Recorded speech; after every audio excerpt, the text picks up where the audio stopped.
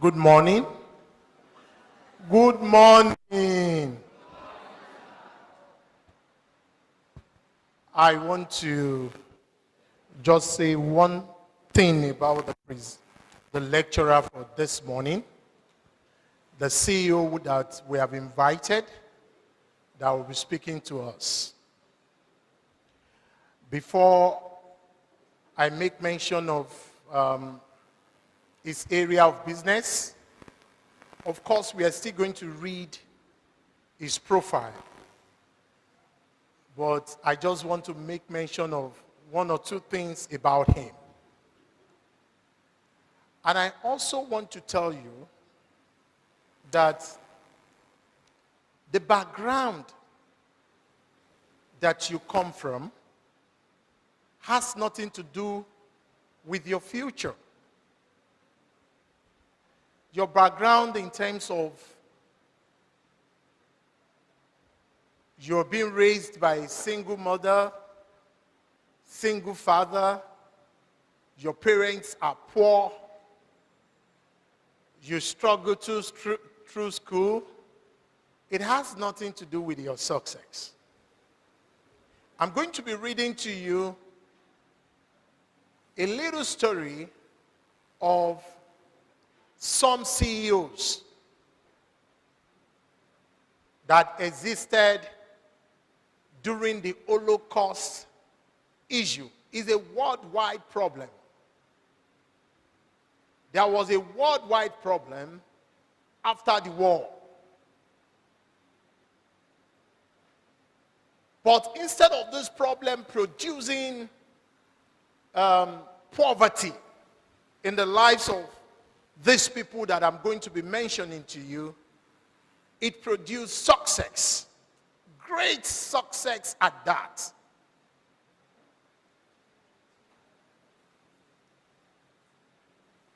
Some Holocaust refugees, like William Kona, was 12 years old when his family was uprooted from their small Polish village and carted away to Auschwitz death camp. Auschwitz death camp is the camp that they put people that are about to be executed. The last time he saw his mother and his siblings was in 1942, shortly before they were murdered by the Nazis. He witnessed more horrors than any adult, let alone a child. As a child, 12 years, witnessing that. Would you expect anything to come out of his life?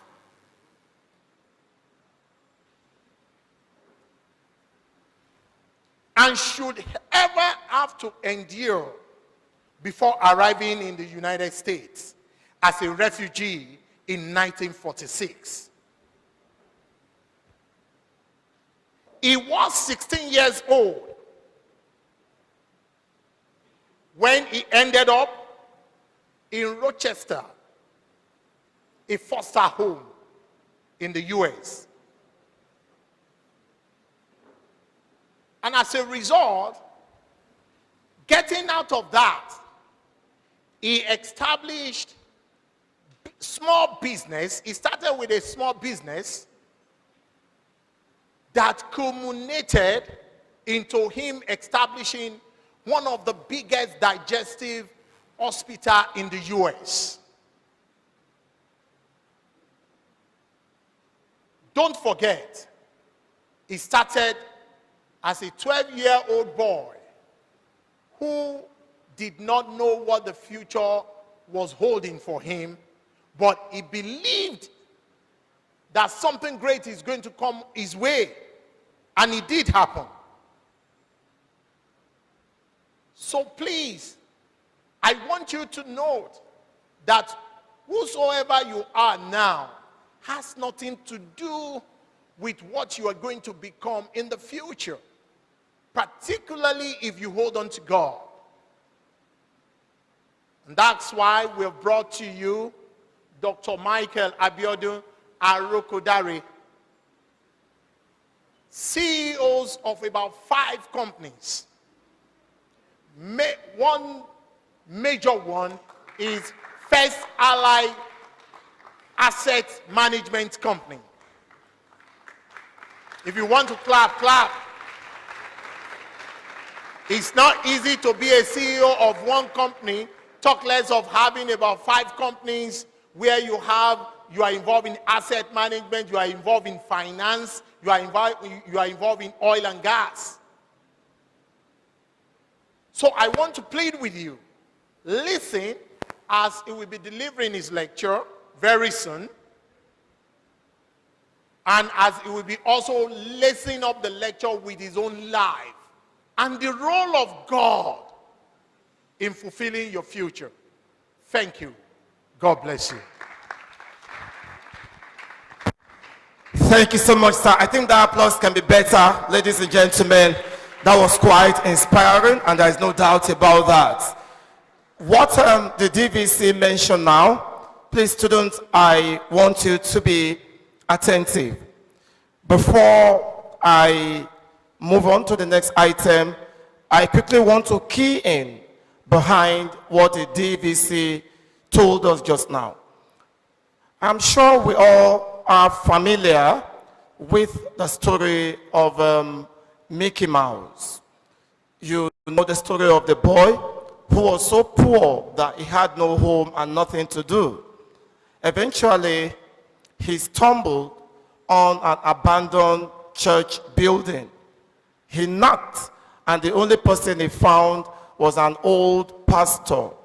And he said, "Son, I cannot even help you before you speak. You can see here, it's all abandoned." He said, "Sir, I have no home. I only need a place to stay over the night." And he said, "The only place here is a store. If you can stay over, be my guest." And Michael, the boy, hopped in. While there, in the middle of the night, the authentic owners of the apartment came in. You know them. They always operate at night. The mice, the rats, as we call them. And they were disturbing him, engaging him in wrestling. When he couldn't sleep after 2.5 hours, he brought out his pencil, the only tool he had, and he started drawing, taking some drawings of the mice or the mouse, as the case may be. To cut it short, the following morning, the pastor of that abandoned parish called him. "What are all these?" He said, "They are drawings of the mice I took." And he said, "I know some gentlemen down the street who may pay for this." And that was how Mike made his first money. To cut it short, fortune came over and over, to the extent that that same poor boy who was nothing, helpless, hapless, formed the brand we know today as Mickey Mouse. And for those who knows about the Disney World, you will know that that empire today, the multi-billion-dollar empire today, was actually formed by a nobody who had nothing but a pencil as his tool.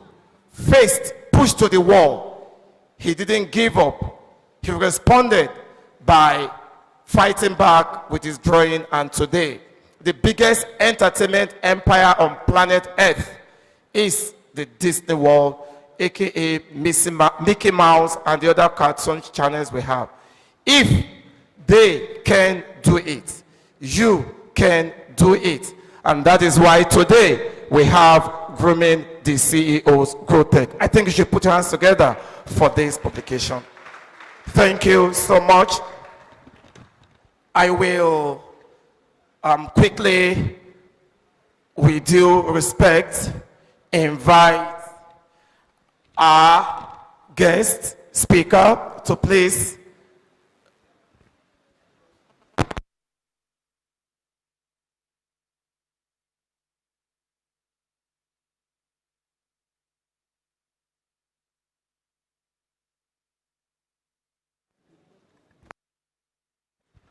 Okay, thank you.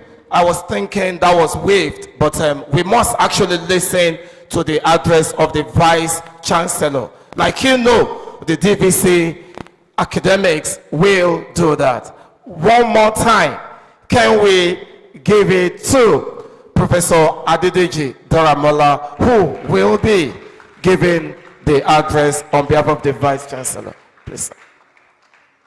Thank you so much.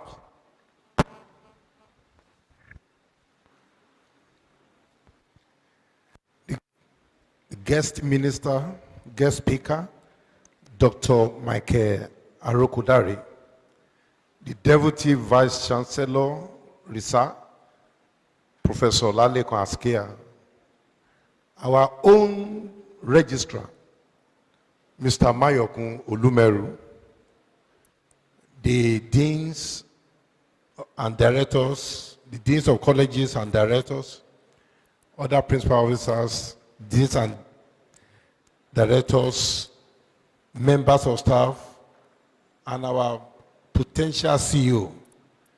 It is my pleasure to, on behalf of the Vice Chancellor, our most amiable, erudite, and highly cerebral Professor Nosa Owens Ibie, the Vice Chancellor of Caleb University, who is unavoidably absent this morning.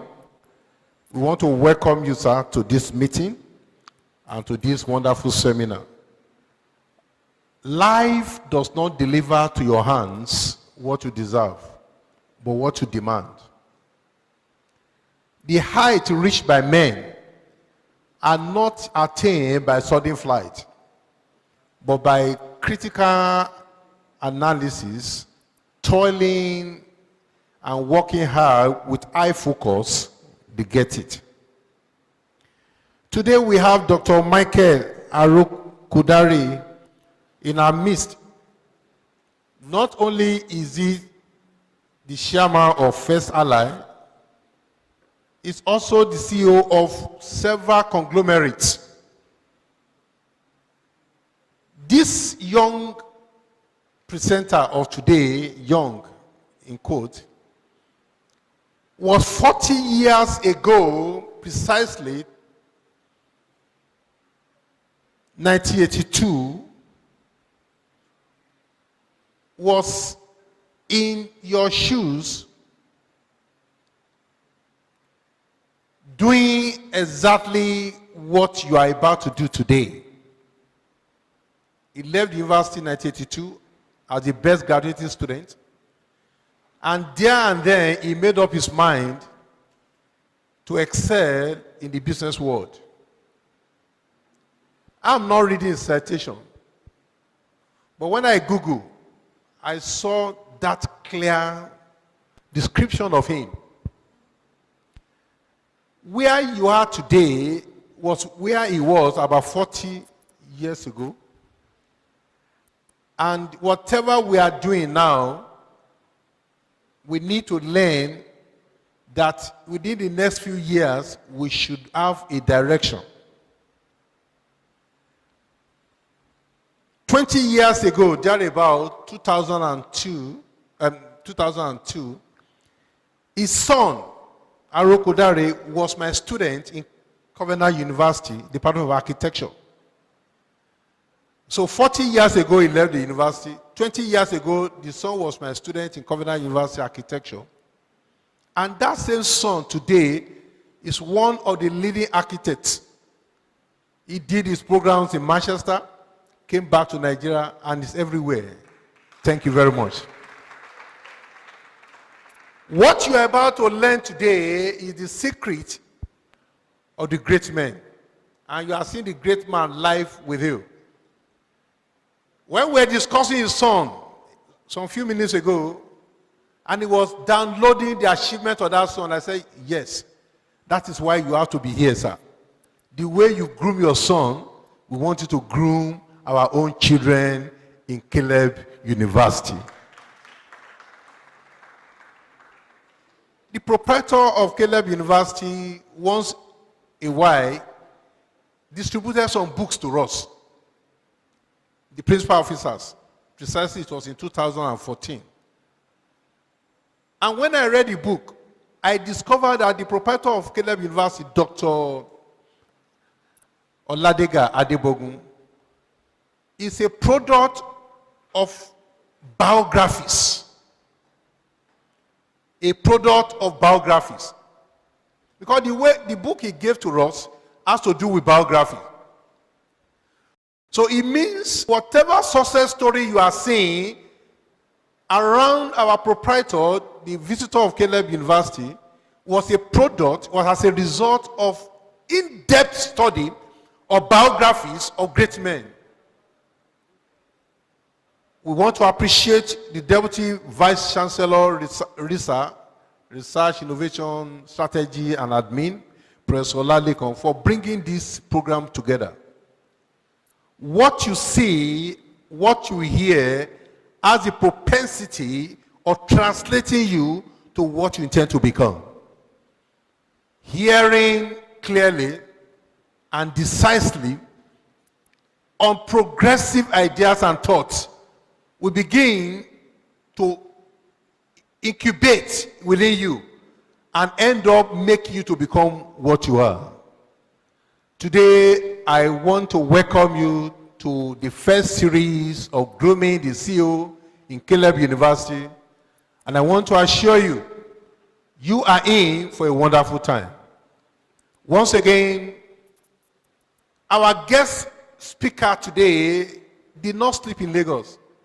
He slept in Abuja. Woke up this morning, joined the first flight. He never missed the first flight. Got to Lagos Airport, took his care, got here before 9:30. Hard work, commitment,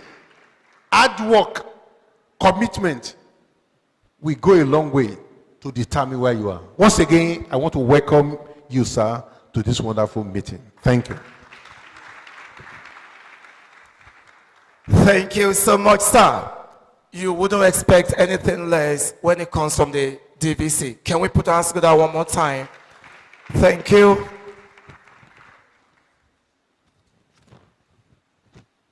Now, we quickly move on to item number 5 from your program. That is reading of the profile of the CEO. This is the time that I will respectfully invite the CEO to please step forward and come to the hall. I thought we'll put our hands together as it does that. Please continue clapping. We have a big fish in the house, a fantastic gentleman that we are so happy we have in the building.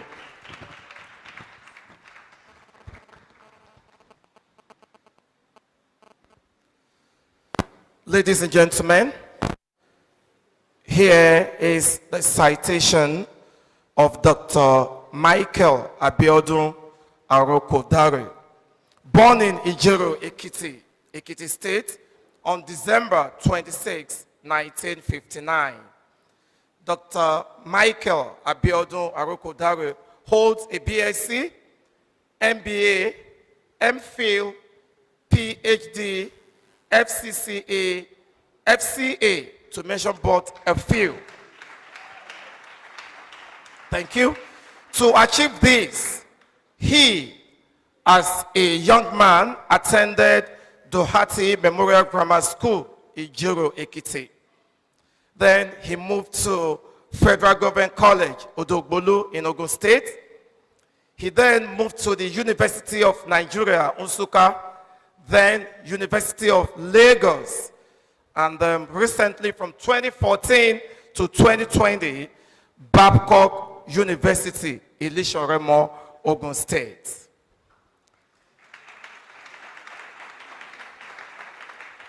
He set the tone for an illustrious career, having emerged best graduating student in accountancy for both department and faculty, smiling home with 6 distinguished prizes and awards same day. Our CEO had attended numerous management development courses, so many of them, but because of time, permit me to mention 2 or 3 of them. We have the leading organizational change, the Wharton Business School, University of Pennsylvania, USA. We also have effective execution of organizational strategies from the same institution, and the project economics and decision analysis in oil and gas. If you know the problem we are facing in Nigeria today, now you have an expert in the building to talk to us about a lot of things. I will move on because so much has been said about all the offices he has held. Publications and thesis. Publication. Talking about thesis and dissertations, Dr. Arokodare had numerous papers in workshop proceedings and had published theses and dissertations. Let me mention a few of them. Arokodare, MA, 1990, Form and Contents of Company Accounts in Nigeria. We also have Arokodare, MA, in 2018, Strategic Entrepreneurship and Performance of Selected Oil and Gas Service Firms in Lagos and Rivers State. We also have Asikia, OU, that's our DVC, RISA, if you must know, as well as Dr. Arokodare, MA, in 2019, where they both wrote a book titled Planning Flexibility, Environmental Uncertainty, and Organizational Performance of Selected Oil and Gas Service Firms in Lagos and Rivers State. I think that is a round of applause. Ladies and gentlemen, I hereby present to you Dr. Michael Abiodun Arokodare, an amazing leader of men, a distinguished scholar, posh, polished, sophisticated, and a gentleman academic par excellence. Ladies and gentlemen, let's give it up to the CEO for doing a wonderful, super duper job today. Thank you so much, sir. We welcome you to Caleb University.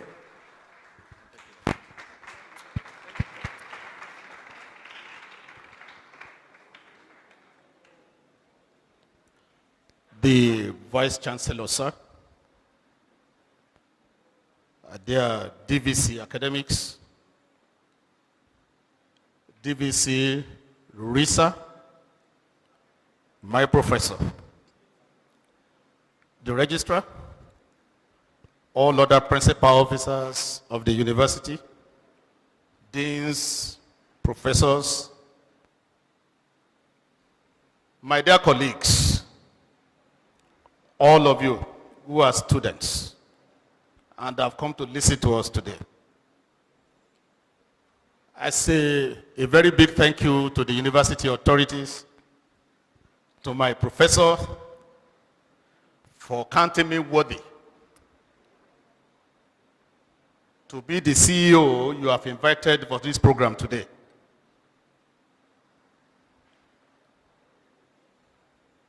May the Lord continue to expand the coast of the university in Jesus' name. Incidentally, I'm a very small boy. I'm a farmer's boy. I grew up on the farm. And at age 12, I didn't know what was going to happen to me. So when my mother went to construct this small kiosk that you can use to be selling kerosene in the village, it can take, I know all of you you don't look like village people here. Then I told myself, I don't think I belong to this place. So when students from the secondary school are lining up on Sunday to go to church service, I will go and stand by the road so that they could see me. And the day one of them shook hands with me, oh, I said, God, I'm anointed that I was going to join them in the secondary school. And I did at age 12. When I got there and I found out that the differentiating factor between being backward and being ahead was education. I read with aggression. I studied with aggression. And to the glory of God, the best in primary school, the best in secondary school, in A levels.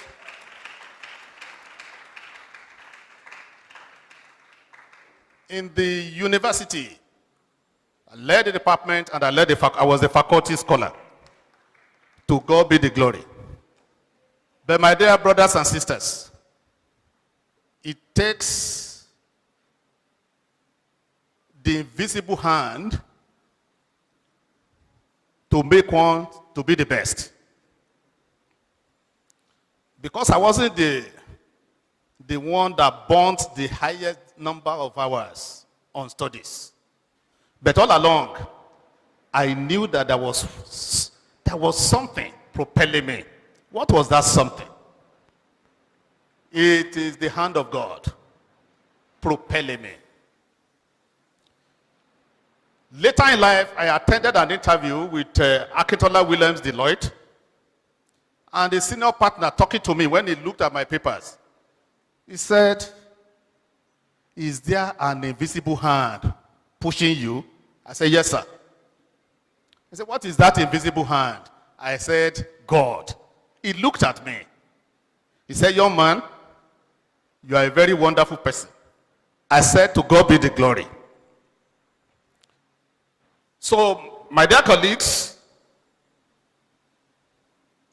in fact, I'm qualified to call a lot of you my dear children. You know?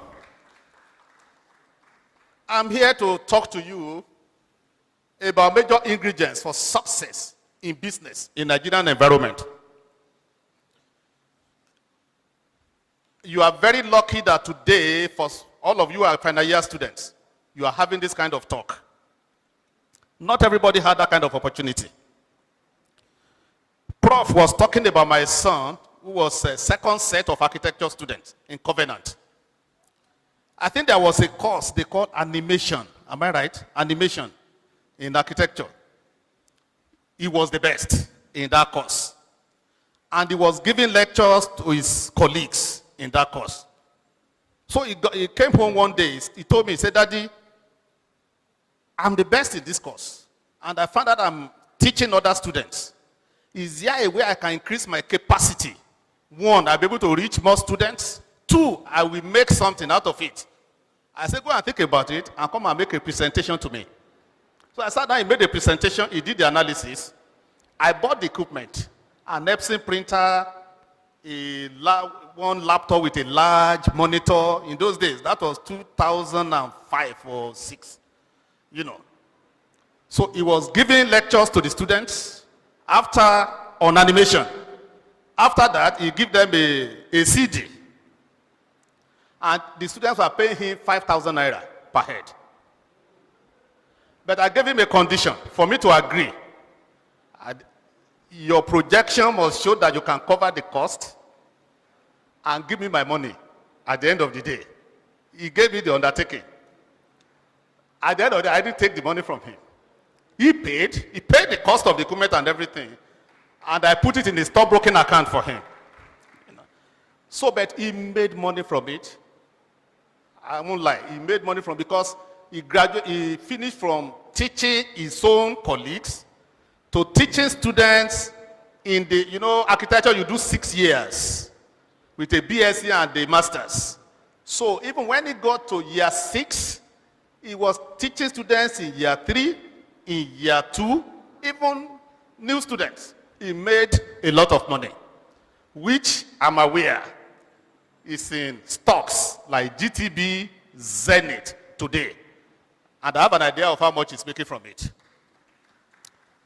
Now, by way of introduction,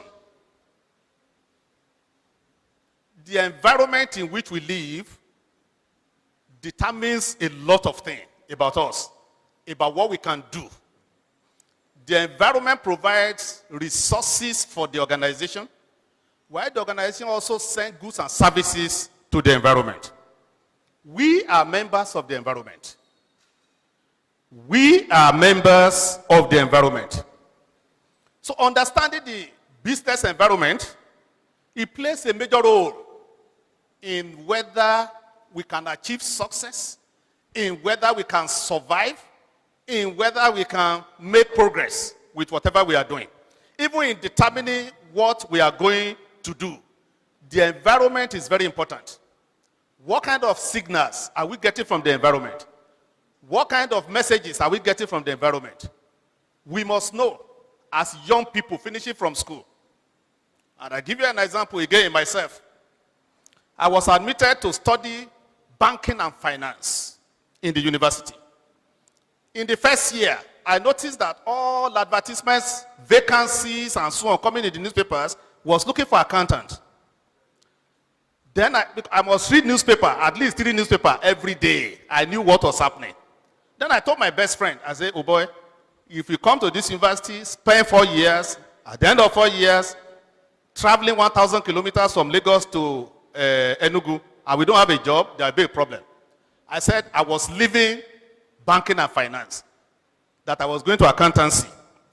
Unfortunately, I had the highest GPA at the end of that first year.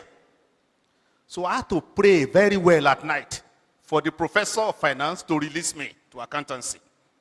He released me eventually. But what I want to bring out is this: to be alive to the environment.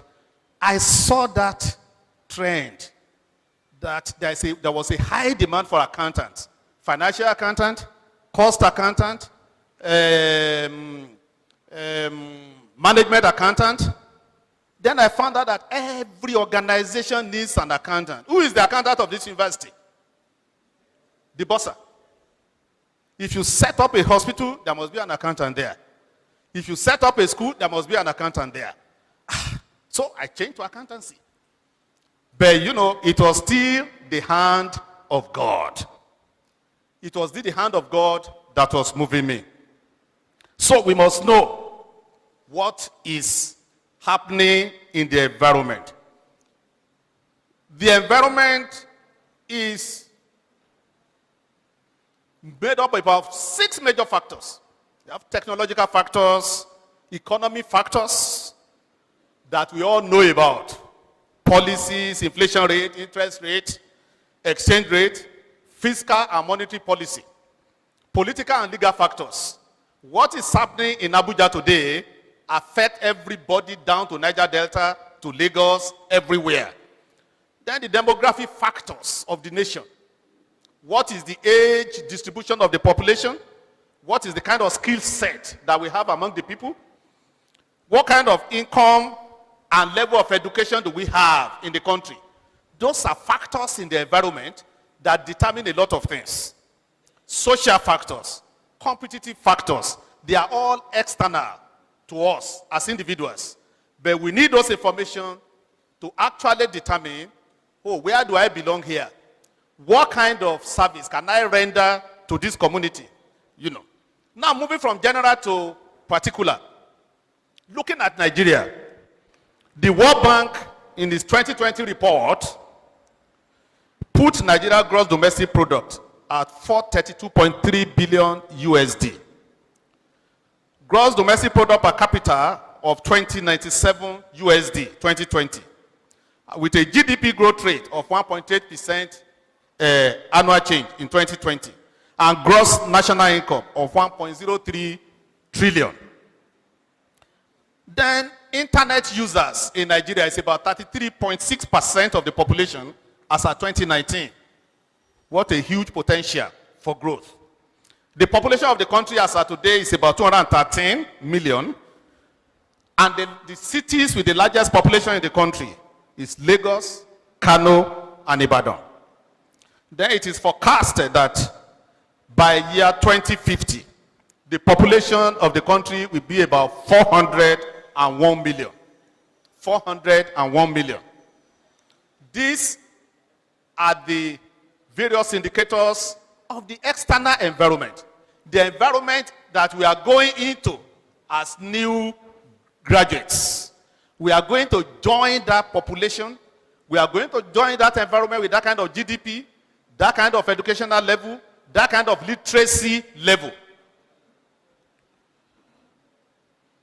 I have a slide there which will show you the age distribution of the population, you know, from between 15 and 19, 20, 24 up to 45, 49.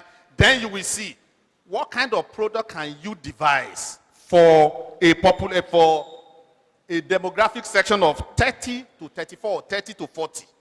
You can design something. Once you know the population, you can also estimate the potential demand for your service. Talking about the Nigerian economy and the business environment, the spread and the sectors in the Nigerian economy from agric through finance and business services shows that there are abundant opportunities. There are a lot of unmet demand for goods and for services. The population is growing. A lot of things. By the time people like us were in the university, there was nothing like private university. In fact, private secondary schools were very, very few then. It was a pride to go to public primary school, from there to public secondary school.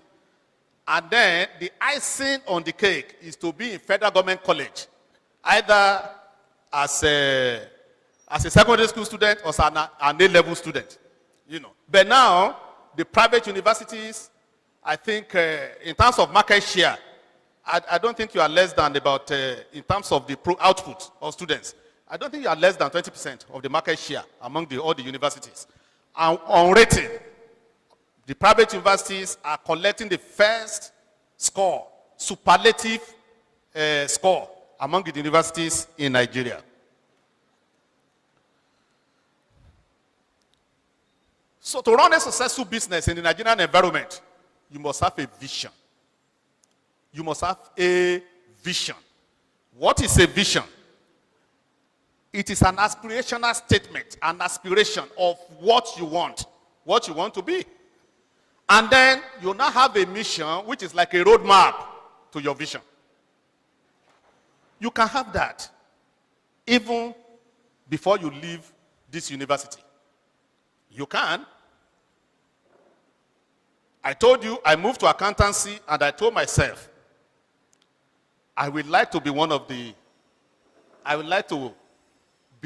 those notable accountants in the country, occupying one of those positions that people will say, you know, once you're an accountant, the ordinary meaning is that people that count money, you know. So, and I got it. I got it by the grace of God. So you define your mission statement, which is your action-based roadmap to your vision. Then you set up some core values for yourself. When I was coming, I saw the core values of the university on the board. As individuals, you must set core values for yourself. I told myself as a young man, integrity, honesty, strict discipline are some of the things that I set for myself.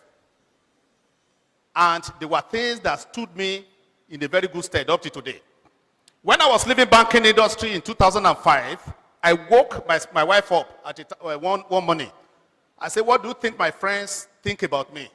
He said, your friends think you are very hard though. You are too hard. You are too strict. You are too strict. When you say 2 p.m., you will be there 5 minutes before 2. I said, that means my friends know that once I say this will be done, it will be done. Once I say I will be there, I will be there. That means they will trust me. What did I do? That same day, I sent a note to all my friends, 2005. I said, let's meet at the lobby of Sheraton Hotel, Ikeja. We met, and I presented to them the idea of an investment club. I presented to my friends the idea of an investment club. Me doing the administration organization, keeping the accounts, the treasurer, and so on and so forth. We set up an investment club in 2005. We started, all of us, by contributing 500,000 naira each. If I tell you today the value of the assets of that club, you will be amazed. is not less than 150. I didn't put any alphabet behind the 150.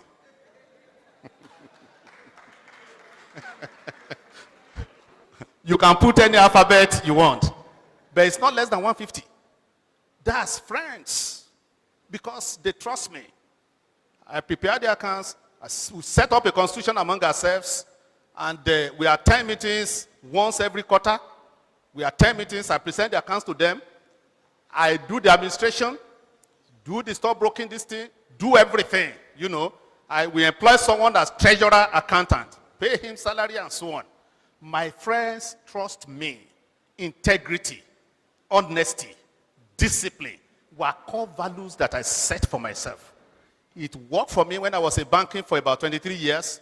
It worked for me when I was in oil and gas for about 6 years, you know, and by the grace of God, it's still working for me now.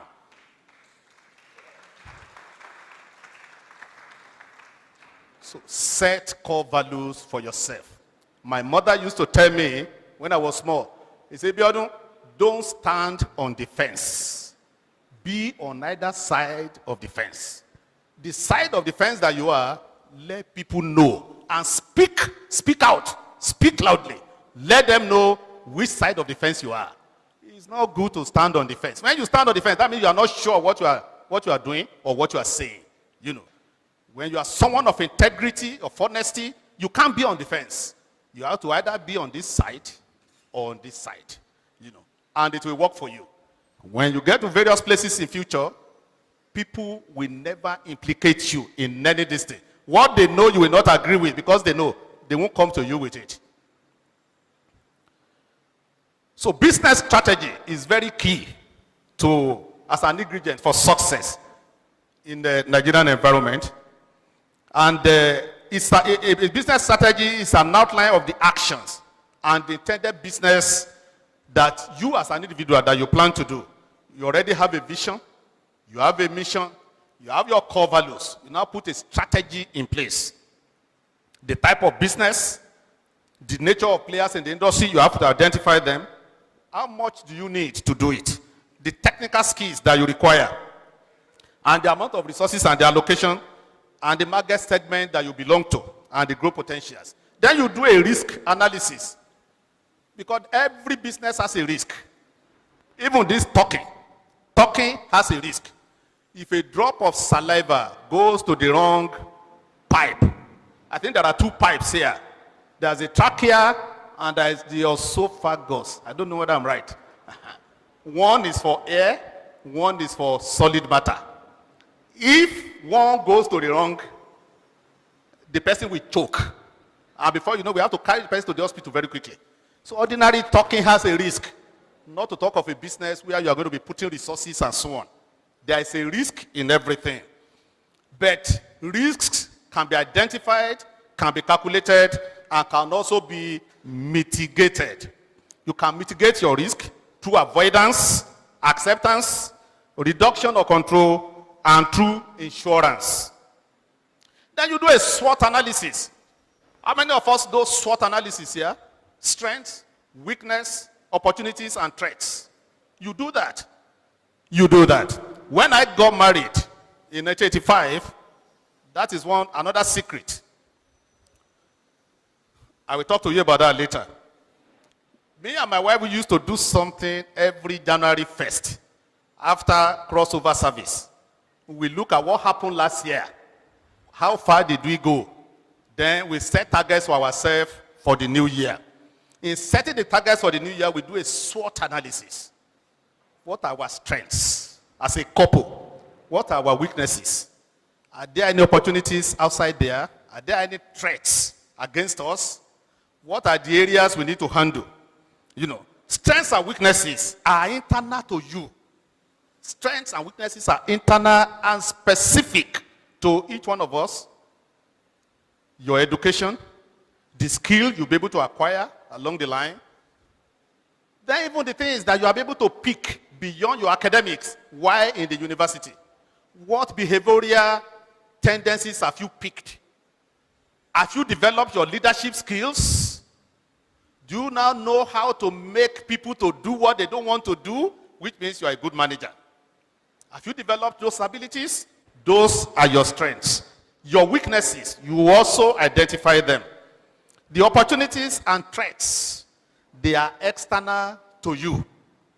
They are usually things in that environment that come from the environment because you don't have control over them. If government should change policy concerning private universities today, the students here, you don't have any control over it. You know, changes that occur to the economy, government regulation, they are things that we don't have control over. My second son read civil engineering in Covenant. But from age 3, he has always said he wanted to be a pilot. The mother raised prayer altar inside the house against our son being a pilot. Me, I insisted you must pick a first degree in the profession before, thinking that by the time he's finishing that first degree, his mind will be taken away from.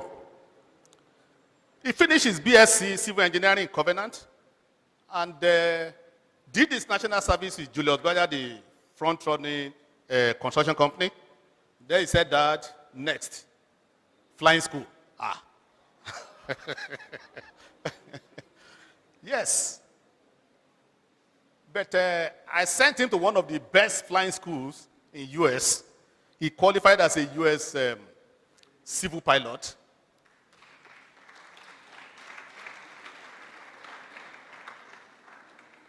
He flies private jet here. 2 things. I told the mom, when I gave up, I told the mother that, look, maybe you buy a ticket, you enter plane, you go to London, you go to US. There are human beings inside the pilot, and they have mothers. So your son, if those people can do it, then your son can do it. The only thing is be on your knees all the time and be praying for him. But up to today, my wife is still, you know. Now, the second thing is this. I told the young man, it's the pilot that determines whether an aircraft flies or not. If he says this aircraft is not living here, it's not living. So I told him, when you see any problem in any aircraft you are flying, just say no. And pack your bag. You come back. Whatever they are paying you, I will pay you until you are able to get another job.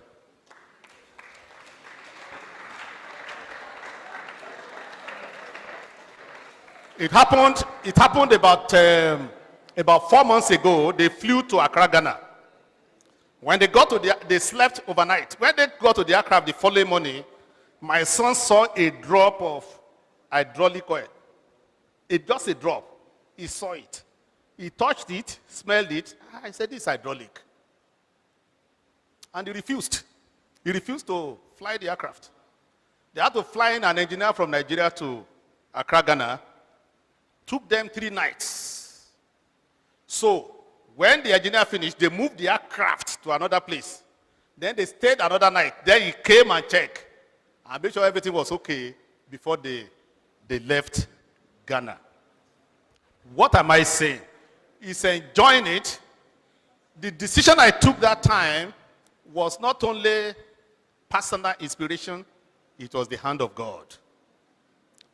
The young man told me that if you send me to civil engineering, you are sending me to failure. I said, this must be the Spirit of God speaking.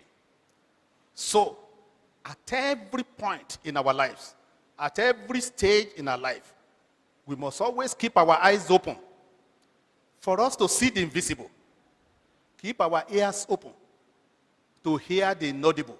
Because to be a very silent voice that will show you the way, and then you become known, not only nationally, internationally. Your eyes must always be open. Your ears must always be open. I commend that to you as you prepare to enter into the business environment in Nigeria. The environment in Nigeria is full of a lot of insecurity, poor power supply, we all know that, multiple tax system, poor transportation network and connectivity, lack of enabling environment, and infrastructure, institutional void, regulatory issues, absence of regulation. Sometimes when those regulations are there, they are very inappropriate. A business does not operate in a vacuum, but operates in a multi-dimensional environment. So your business strategy must fit into the environment for you to get the best result. So what are the strategies in an environment with those characteristics that I mentioned to us, in an environment with those features that I just read out? What are the strategies that we can employ to make sure that we fit? To succeed in business in such a challenging environment, at least 10 points here. We must get organized, keep detailed records. We must analyze our competition, understand the risks and rewards. We must be creative. We must stay focused. We must prepare to make sacrifices, provide great service. We must be strategically agile. And then we must at all times keep in mind our foundation. What's our foundation? The God factor. The beginning and ending of everything. Even that God, he actually knows the end right from the beginning. Because we call him the Alpha and Omega, the beginning and ending. That ending he knows right from the beginning. So if we have that beside us, there will be no problem. I take the issues one by one very quickly. When we say get organized, we must focus on what is important. We must focus on what is important as young men and women, focus on what is important. I remember in the university, I didn't have, in our day, it was the days of Kenwood sound system. When the guys that made it, when you are passing on the corridor, bah, bee, bah, bah, bee, bah, bee. Me, I didn't have Kenwood. But I had the best stock of books in the faculty. Any little money I had, I buy British postal order. I send to UK. The book will come in usually 10 working days after you send it to the post office. Things were working well that time. So I had books. So students used to come to me to borrow books from me, and I have a register with which they will sign and so on. So focus on what is important. I knew that what was important for me at that time, that education was key. I used to tell myself, I will have sound system. Eventually, I have sound system that I will buy today and dash out 1 month later because the technology would have changed. I can buy any sound system that I want. Anyone. So some students at that time, they will go and carry car and so on. They kill themselves because they were unable to drive very well. They kill themselves along the road. I told myself, I will have car. I will drive car. But this time, what is important is the education. Education, very important. So you must do the right thing at the right time. Focus on what is important. Remind yourself of your long-term goals. Remind yourself about where you are going, your target, your vision, that roadmap to the vision. Manage your time well. When I was in school, people joined Palm Wine Drinkers Association and so on. I didn't join any association. The only association I joined was Accountancy Students Association, that's all. I didn't join anyone. I was a triangular student. Hosted to the class. We used to call, we were not calling CAF in our own school, we call it refectory. Those 3 places, that's all. Then maybe on Sunday, you do some service in an open something. Manage your time well, please. Use calendars and planners. Get used to managing your time well. Please remember, between yesterday and today, 24 hours have gone. A child that was born yesterday, today is 1 day old. That child has lost 24 hours of his or her life. He was born yesterday, he's a baby. But 24 hours have gone. And that is one thing none of us has control over. Time is going. Is ticking. Whether you are laughing, whether you are sleeping, whether you are walking, time is going. Delegate tasks as much as possible. Reduce distractions. Those are ways of of getting organized. Get yourself organized.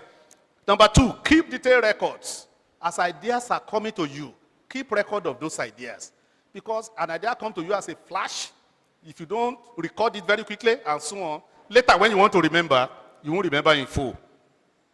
Store your records electronically. You are all, are you people they call Generation X or Z? Is it Z or X? Eh? I don't know. But you know what it means. Very fundamental to that your generation is the issue of electronics. IT. IT, I'm sure you are all very versatile in it. In our days, there was nothing like a computer. There was no Google. There was no this thing. When I got to the university for me to read, I have to go to the library and I bury my head inside Encyclopedia Britannica. Letter A may have about 20 volumes. A alone. Encyclopedia Britannica was my Google. And I read every subject under the sun inside it. But today, you have Google, you have internet, you have every form of this thing. So, store your records electronically, keep clear records of your income and expenses, and be disciplined. Number 3, analyze your competition, and idea comes to you. In what area can this idea be useful? Who are the people that are already in it? What is it that are being done that will compete with what I want to do? No idea is too small, that you cannot push. Next, understand the risks and rewards in the area that comes to your mind. And be creative. Be creative. Change your daily routine. Look at the world through fresh eyes. Try and do something different.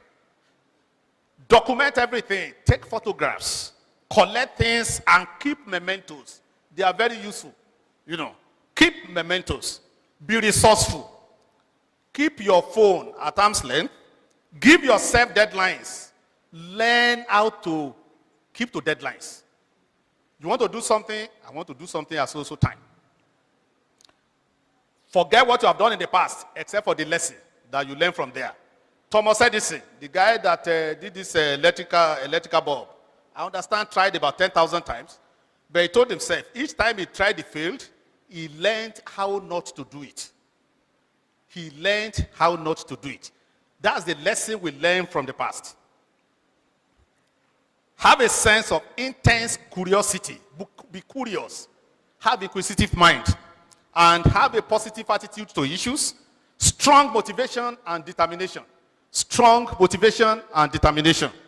Now, let me tell you, when I moved to accountancy, I told myself, one of my uncle's classmates told me that, you are studying BSc accountancy in the university. You are wasting your time now. Accountancy is usually ruled by people that did professional exams. I said, Instantly, 1979, I registered with ACCA, London. By the time I was finishing my national service, 3 weeks after I finished national service in 1983, the result of my finals ACCA came. So, at 23, I ended up with a first degree, and I ended up with an ACCA, professionally qualified.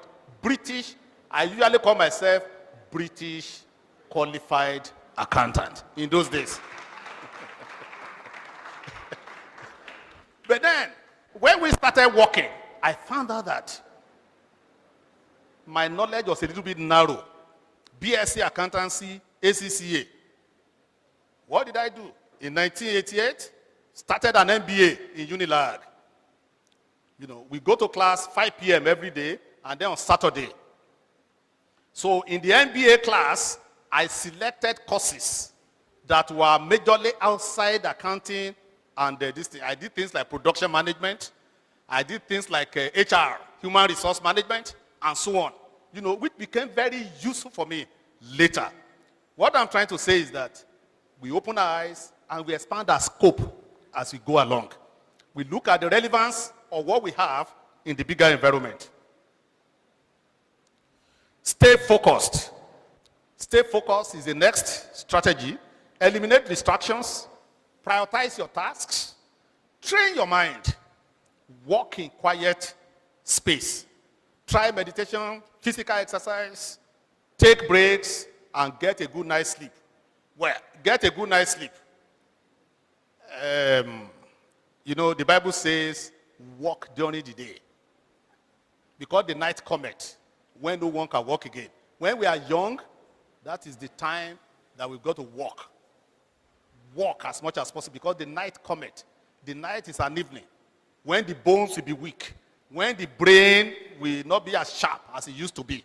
So you work hard and you pray hard. Prepare to make sacrifices along the way as you go along. Live a virtuous life. Pay attention to everything you'll be told as a student in the university. And then make sacrifice. Sacrifice time, your personal life, sleep, health, and quiet times.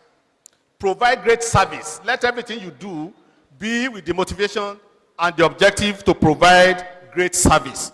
Be friendly, respond to needs promptly, say thank you. Say thank you to people when they help you. Get to know your customers, ask for feedback from people, and then use the feedback that you receive to change your plans and your strategies.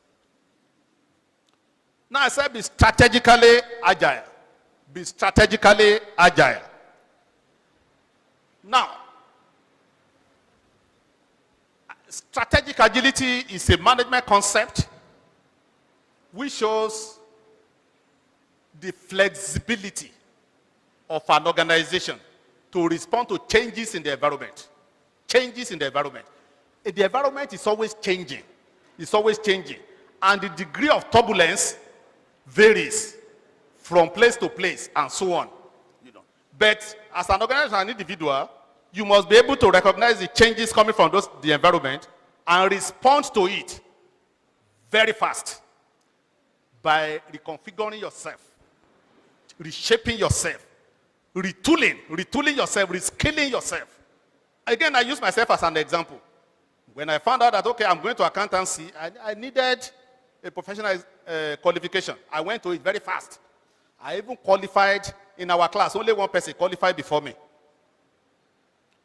Very fast. Again, when I noticed that I needed a broader knowledge of the business environment, then I went for an MBA. I responded very fast. I first of all knew the environment. Oh, I needed this thing. Then responded very fast, went for the program, okay? And then reskilled myself, And when I finished, retired from service, and I said, okay, but then I can still do something that will make me more relevant. I'm a boardroom person today. I'm on the board of about 6 different companies. 3 of them, I'm the chairman. Then I said, I sent myself back to school. And that's where I became a prof's student. As a PhD student. I went for a PhD program. I didn't know that the letter they gave to me was actually saying MPhil, so. So by the time I got midway, I could not go back again. So I ended up with an MPhil and a PhD in strategic management. Because I believe that it will be useful for me, and it's actually useful in boardrooms. In boardrooms, when you talk about the environment, how you can manage the environment strategically, that is what all businesses do. Businesses react to changes in the environment. It's the environment that actually dictates what happens in various organizations. The dynamism of environment, the complexity of environment, the munificence of environment. Those 3 phenomena, they dictate what happens in all organizations. So I said this thing will be useful for me, and it's very, very useful. That's being strategically agile. You don't say, okay, I was asking, I wanted to remember her name, our best student. I was asking her, remember, I was asking you, what's your plan? What do you want to do after this first degree? What next? Where are you going? Where is your target? By now, you must know. By now, you must know. I told myself, as I was studying accounting, I wanted to be one of the accountants you reckon with in Nigeria. The day I stood in front of the President of the Federal Republic of Nigeria, me and him alone, and I made a presentation to him for 30 minutes. When I came out, I knelt down beside the car and I thanked God. I said, Father, I thank you. Even if after this one, if I don't have anything again, I'm okay. Because to come from the farm, where I was carrying hoe and cutlass on my shoulders, and I now found myself in front of the President of Nigeria on merit, making a presentation. If I didn't say that thing, there's nothing he could do. What I needed to, if I didn't do it, he can't do it. You know, I went out, I said, no. There is an act of God, there's an act of man. I said, this one is an act of God. So there's an act of God. So we must be strategically agile. We must know what is happening in the environment. This is from my thesis. I put it this way. It is the ability of the organization to sense changes in dynamic, fast-paced environments. You know, Nigeria is very dynamic because it's an emerging economy. Things are changing every day. And to quickly respond to these changes by seizing market opportunities and maintaining competitiveness through building, combining, enhancing, and mobilizing and reconfiguring the capabilities of the organization. Apply this to yourself. Apply this to yourself. The proprietor of this school did something like this, of Covenant, of Babcock, of Crawford, of all those private universities. They reacted to changes in the environment. They found out that, there's a gap in the delivery of education service in Nigeria, and they key into it, and you can see the result. It speaks for itself. So, in literature, the essential ingredients of strategic agility is what I explained to you: responsiveness, competence, flexibility, and speed. Therefore, be strategically sensitive to developments in your environment. Be sensitive to developments in your environment. Have acute insight. Possess sharp foresight. Be able to look ahead. Insight is when you look at yourself. What am I? How fit am I to the environment? The foresight is to look at ahead. What is likely to come? What are the signals coming from this outside so that I can fit myself to it? Be strategically responsive with fast speed. With speed, respond. Once you identify that gap, respond very fast. Don't wait. If you wait, someone else will get there before you. Then reposition your strengths and capabilities on time in order to scheme the market. My dear friends, my dear children, the invisible hands. That is the hand of God. The spiritual controls the physical. Everything that I've told us is under the hand of God. Deuteronomy 28. It gives us all the promises of God to mankind. If only we can do one thing. What is that? Obey. He said, if you obey my word, if you do according to my word, I will do this. He said, he will give us strength. He will give us knowledge, joy, and peace. Material prosperity will be our portion. Generational prosperity will be our portion. And God will be pleased with us. And when God is pleased with you, every other thing will follow like hot knife through butter. For example, Father Abraham, Isaac, Jacob, and Joseph, they were all wealthy in the scriptures because they obeyed God. And God in turn caused them to do what? To prosper. They obeyed God and they prospered. Let's say that I would have told the story of Sam Ohabunwa, who was chairman CEO of Nimet Pharmaceuticals, and Olu Abosede of Abosede Hyde. They confessed the primacy of the Spirit of God, the primacy of the invisible hand in their affairs, and they rose to the height of their profession and business. In conclusion, my dear friends, Nigeria is still one of the best countries in sub-Saharan region of Africa to invest in, due to our climate, our population, and so on. Don't let us mind the various negative factors. But we must have a business strategy to take us to our envisioned goal with our mission, the roadmap, having established core values for ourselves. In doing this, we must get organized, keep detailed records of our activities, analyze our competition, understand the risks and rewards, be creative, stay focused, provide great service, be strategically agile, and keep in mind our foundation with respect to the invisible hand.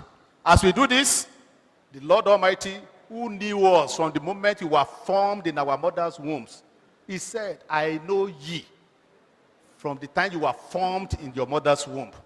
He will not forsake us, and he will make everything to work together for our good, because we love God and we are called according to his purpose.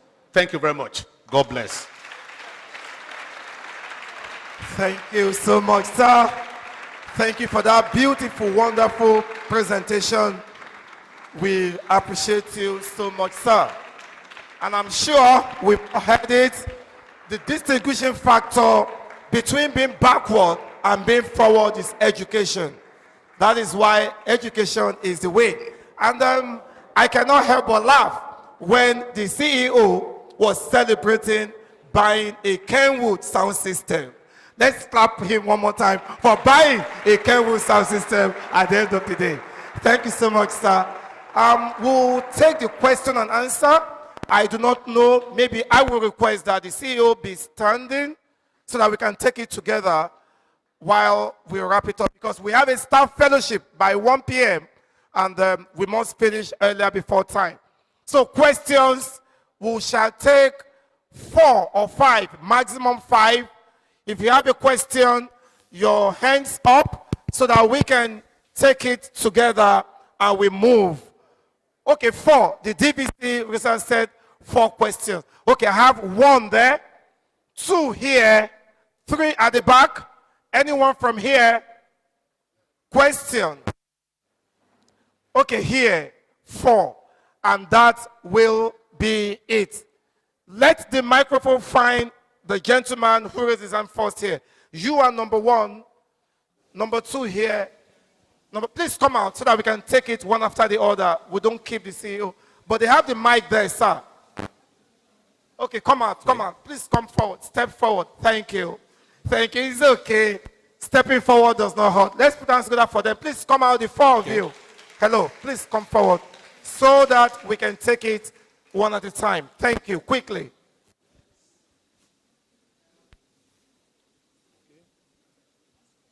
Morning, sir. Morning, sir. You mentioned, basically, you taught us the habits of a successful CEO. Huh? I said, basically, you've taught us the habits of a successful CEO.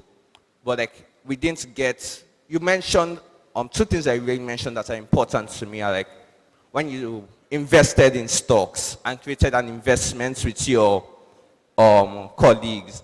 I want to know, like, what metrics did you use to determine the stocks that you invested in? Thank you so much. I think I got that clearly. The method they used in stock. Together. That's what we are doing. Yes. Yep. Thank you. Please put your hands up for the gentleman. Thank you. I got that clearly. Number 2. All right. Thank you so much, sir, for this opportunity. So I was going to ask, what do you do in cases where, yes, you have a business idea, you have your strategies, you have everything you want to do, but how do you go about the capital, especially the capital, sir, especially when you don't have the capital at hand, and probably you have parents that still feel focused on academics, you don't need to do business now. That's my question, sir. Thank you. Thank you so much. That's Money Matters. How do you raise the capital, even when you have the knowledge? Good morning, sir. My name is Adigun Stephen from the Department of Architecture, and I have 2 questions for you, sir. The first will be that in our age and time, especially for my course, architecture, considering the amount of skills we usually learn even before graduating, and how do we apply it, considering that we are in an IT area where architecture as a study itself, you need to become licensed before you can practice or before you can get to a particular height.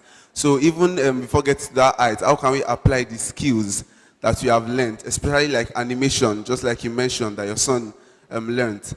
How can we apply some of these skills without having to go through the hassle of being registered? Because I know quite a number of people that want to study architecture, or that even studying architecture might not eventually practice.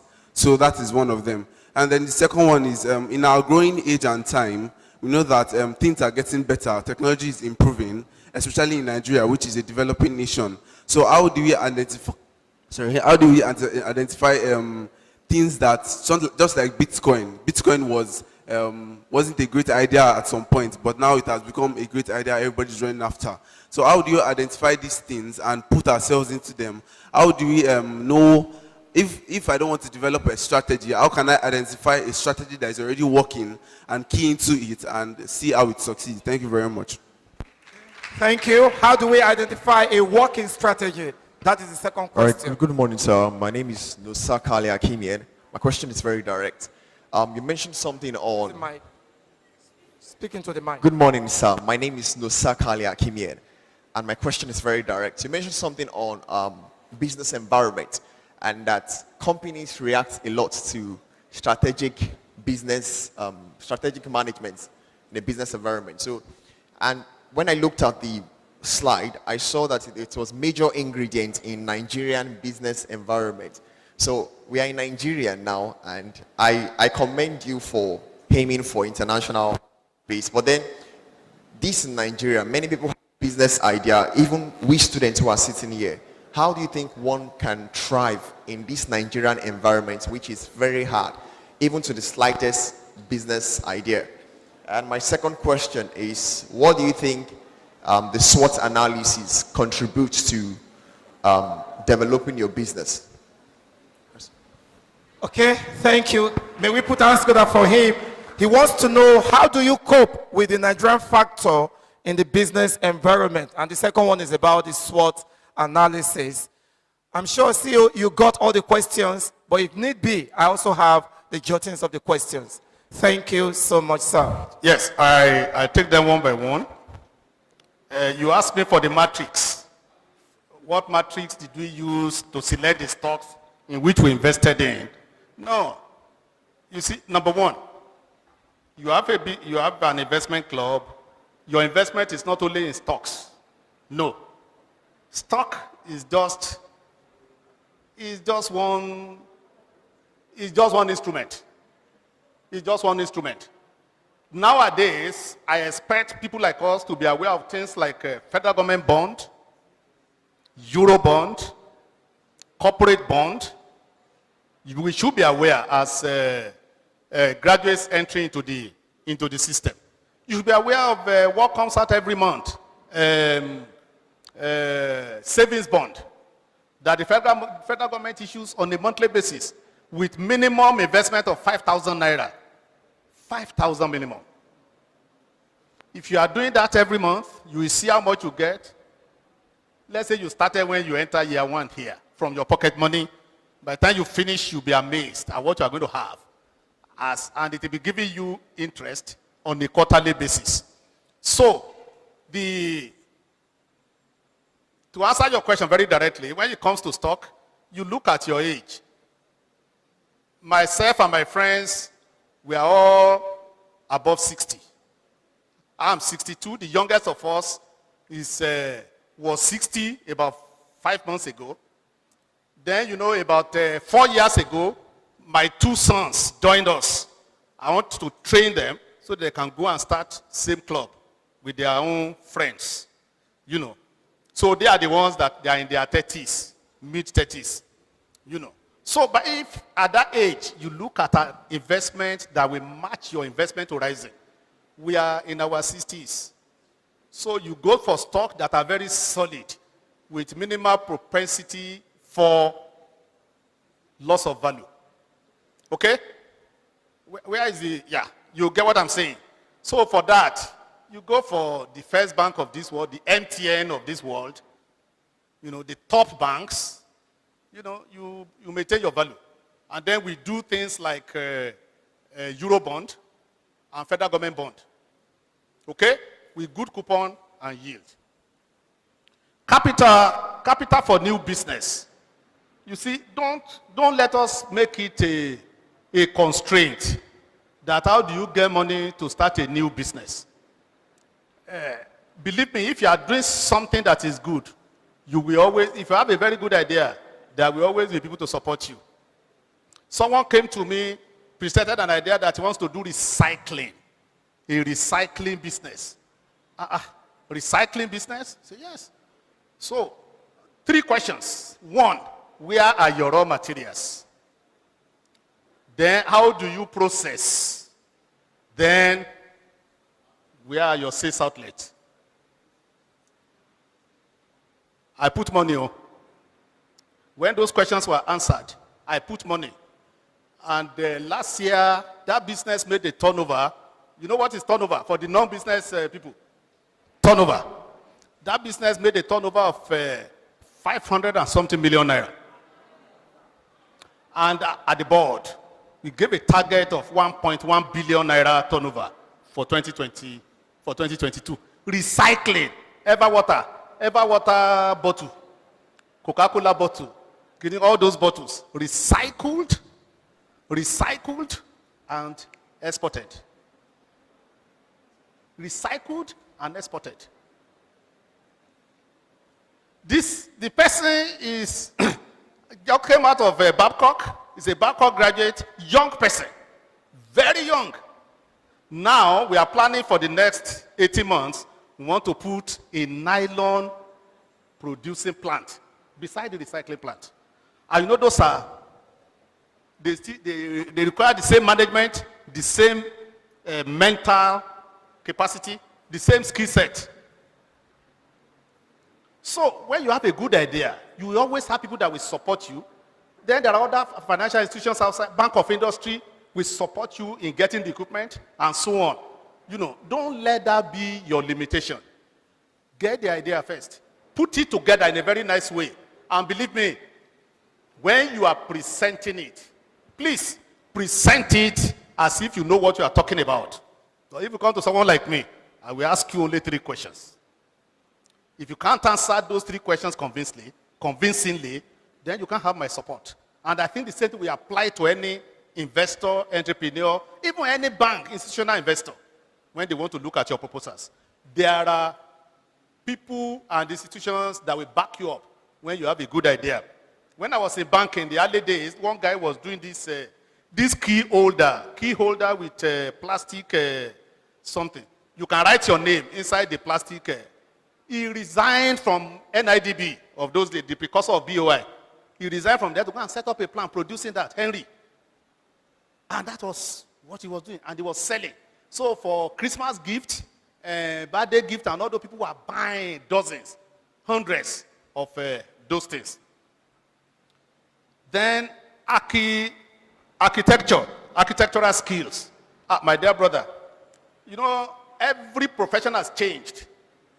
The accounting that I learned in the 80s is not the accounting that you guys are learning now.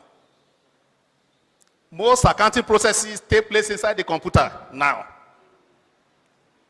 Okay? The architecture I knew as a growing child in the university, those students that used to sleep overnight in their studio, they will be playing music.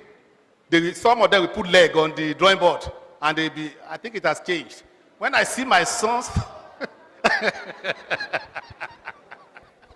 when I see my son's widescreen monitor, the computer monitor very wide and so on, I say, what are you doing with this? And I see what they call CAD or so, computer-aided design. Yeah, computer-aided design. That's in it. Everything happens inside the computer. You just teach yourself the rudiments at the beginning, using paper and all those things. Later, everything is inside the computer. So, and then there are so many skills associated with architecture now. Do you know that the various outlets of GTB, you will see that they don't resemble each other. When you get to a GTB outlet, you will see that the way it appears is different from the way the other one is, and so on. That is the creation of architects. And they include things like aesthetics and optics into it. So you need to know your profession and know what is happening in the profession. What are the new things that are happening there? Then registering as a professional is very, very key.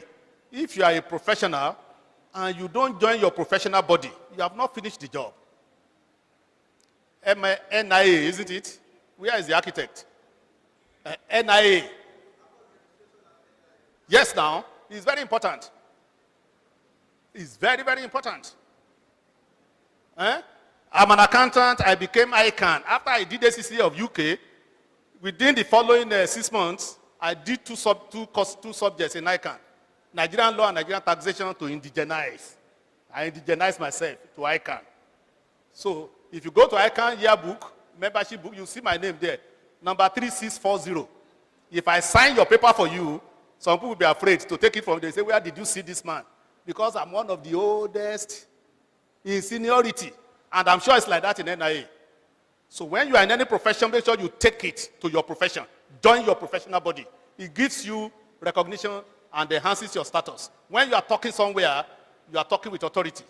Okay? Identifying a good idea. How do you identify a good idea? It is all what we are talking about here. You identify a good idea by looking at your environment, seeing the changes in the environment, the characteristics of the environment. I told us, this is an emerging economy. This is an environment where we have so many things that we don't have. We don't have power. We don't have water. We don't have medical. We don't have any medical system. Nothing. There are still a lot of opportunities, a lot of things, to be taken care of. And ideas, as they come with respect to all this, are good ideas. Like we usually say in Lagos, there is nothing, no shop you put in Lagos and you don't sell. Do you agree with me? There is nothing you put down in Lagos and you won't see buyers. People will buy from you. Anything. That's because the population is there. The problems are in Lagos. The problems are there. And the problems of Lagos are they generate the opportunities. The opportunities lead to ideas, and the ideas lead to business. The Nigerian factor. For me, there is no Nigerian factor. The only Nigerian factor I know is the problems. That's the only Nigerian factor that I know. The problems in Nigeria are the harbinger of opportunities. That's the only Nigerian factor that I would refer to. SWOT analysis and contribution to our business growth. I think it's very clear. SWOT, strengths, weaknesses, opportunities, and threats. Your strengths and weaknesses are internal to you, internal to your business. While the opportunities and threats are external to you. There are things that are seen outside. You have to use your strength to mine the opportunity. Okay? To mine the opportunity. And then you must prevent your weakness from accentuating your threat. Because if you are weak, the threats will overwhelm you. But when you are strong, you have certain strengths, you are able to use those strengths to mine the opportunities and grow your business. Thank you very much. Thank you so much, sir. And we thank you also for the beautiful questions.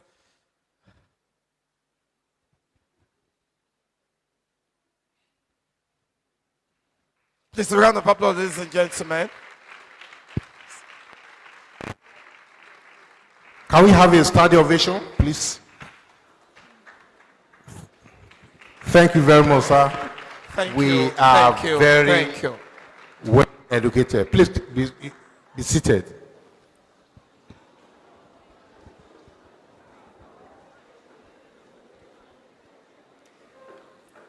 The strength of a man, in most cases, is determined by the shoulder he or she is standing. The man is standing. So when you stand on the shoulder of a giant, it means your starting point is the height of that giant. I saw today a demonstration of practicality, spirituality, and hard work. being matched together.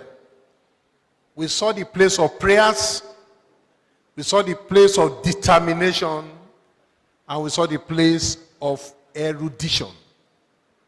Sir, we want to thank you sincerely for this wonderful exposure. Every successful man has a secret. What we have seen today is the secret of a young man that started as if there was no hope in the future. A man that came up from a village where people major means of sustenance was farming. But by the grace of God and determination, he was able to get out of the poverty level, and today is a global player.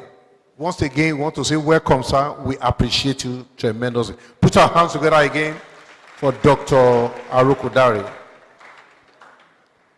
So one of the things that interests us in your presentation was the way your significant departure from being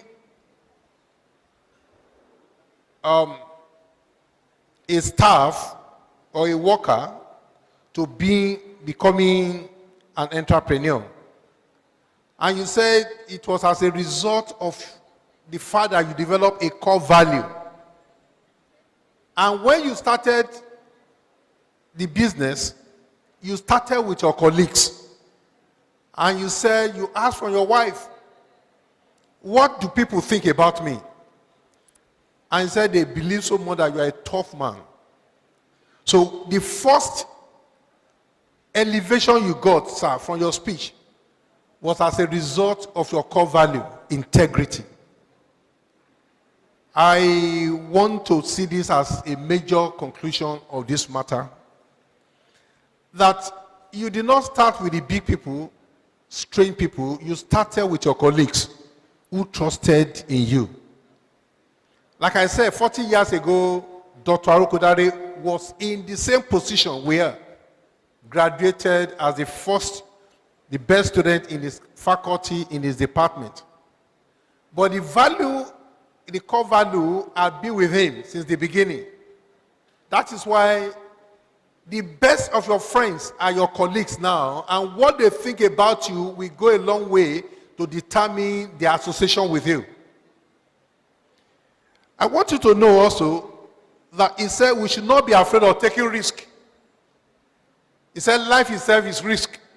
And even speaking, he said talking like this, it's also a risk. The saliva can take a wrong track. So be focused, and that is what is important in this emerging world. He said we should be ready to provide solutions. He said the value added to you is determined by the quality of solution you can provide. He finally rested his case by saying that Nigeria is one of the best countries to invest in the world. No wonder you see at the airport, you see the white coming in. They identify opportunities that many of us never identified. So I must say that you have downloaded a number of secrets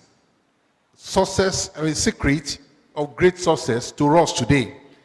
And I trust our students, they are going to put all this together and begin to upload. I will begin to upload to develop their own scheme. I want to round up today before making our presentation to let you know, some of us never had the same opportunity Dr. Arokodare had. But I remember I left the university at the age of 26 and MSc degree in architecture. And at the age of 27, I had my NYSC far away in Yola.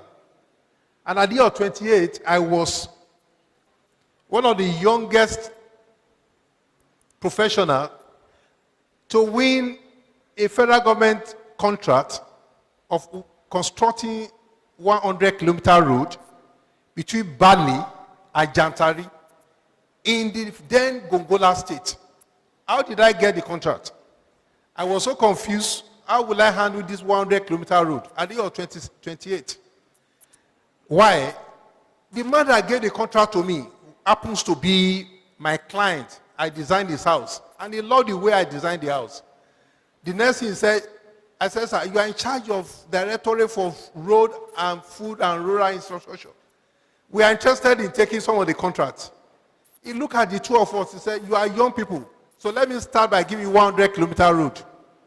The contract was signed at the year of 28. I just left the University of Jos, and we continue with the job. All we did was to approach a construction company, Aprofim then, and ask them to lease their contract to their equipment to us. They leased the equipment to us. We didn't pay anything. We now told them that the contract, when they want to pay the money, they should pay it to that Aprofim so that we collect the money from them. The thing worked out. The first money they paid after doing the 33-kilometer road, the money was so big that I was afraid of myself. Praise God. You may not have the same opportunity of investment, portfolio investment. You may have another area. But the truth of the matter is that our lecturers should be, I'm happy the lecturers are here. You must be above board. Some questions were asked by architects. And I think the architecture department should do something about enlightening their students. There are a lot of opportunities. You must be ahead of your students in terms of knowledge, exposure, global rating, global operation, dynamics, and the environment. A number of people are here today. You may not have the same background opportunity that Dr. Arokudare has, but the truth of the matter is that the business environment is colossal. And each one of us should endeavor to walk into it and take our rightful position. On behalf of one of the most erudite professor and vice chancellor of Nigeria University, Professor Nosa Owens Ibe, who is unavoidably absent, I want to say thank you very much, sir, for giving us a life experience and invaluable information and access that will go a long way to change the situation and the life of our students. I want to say, sir, we may not have all that it takes to appreciate you. I don't even know how much money or gift that we can give to you. When somebody that just did recycling alone runs into 500 and something million and is supposed to be 1.something billion just by sheer ideas, I don't know exactly what our citadel can offer you. But we want to say that we are going to put your name on gold, sir. As a consultant, as a father, as a mentor to our students. Many of you can get access to Dr. Arokudare through the Deputy Vice Chancellor, RISA, Professor Olalekon Askia. He has all the information, and if you need to get more information, he would assess you and know whether you are qualified to have that information. But the truth of the matter is that we are seeing him as a mentor of Caleb University, grooming the CEOs, and from time to time, sir, do not hesitate when we call on you for further assistance. On behalf of the university, the chancellor, the visitor, the BOT, Board of Trustees, the Governing Council, the management, the Senate, and the students of Caleb University, we want to say thank you very much for this wonderful honor. Thank you very much, sir. Thank you so much, Mr. DVC, for that wonderful recap. We appreciate you so much, sir. Ladies and gentlemen, thank you for coming thus far. The program, we just have one item before we call it a day for today. But enough time to also recognize the presence of our deans. Let me quickly steal some few seconds to recognize Professor Olateju Shomori, Dean Corpus. Please, mommy, you've been seated quietly. Thanks you so much. Professor Kehinde Oguniran, Dean Corpus. Professor, please stand for recognition. Okay, it's not the Kolensma, Dean. Professor Oluwole Alagbe. I think I saw Prof there. Thank you so much. Then, of course, our own special Dean Student Affairs, Dr. Olutayo Olorulano, DSA. Thank you so much. And for you out there for coming thus far, a round of applause for you as well, ladies and gentlemen. Okay, 400 level students announcement. You should please wait behind. There is an important information, not from the management, from one of you, 400 level students. And I understand that before the photograph and presentation, the Director of Entrepreneurship has information. Please, can you quickly step forward, Mrs. Makinwa, for it, so that we can go on with the last item of the agenda.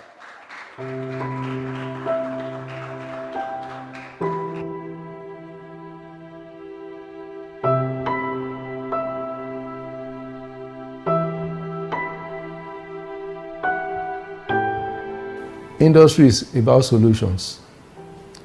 Industry is about, helping shape the future of any society. And Caleb University is integral to that process of being solution providers. We are not just about to, we are already solution providers in this country and internationally. Our products are making their marks in the various spheres of industry and service all over the world. And so I can only just say that we are already playing that role in very, very specific ways.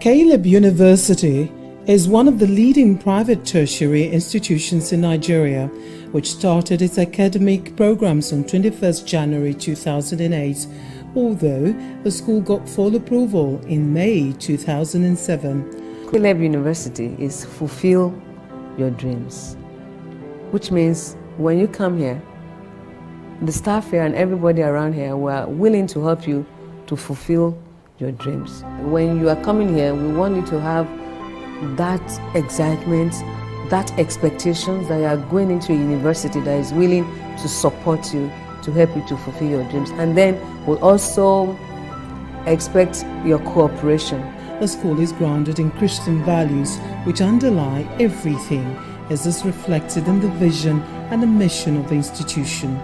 The school actually helps us to understanding is key, apart from being wise, to understand the society we are in and to find a way to thrive.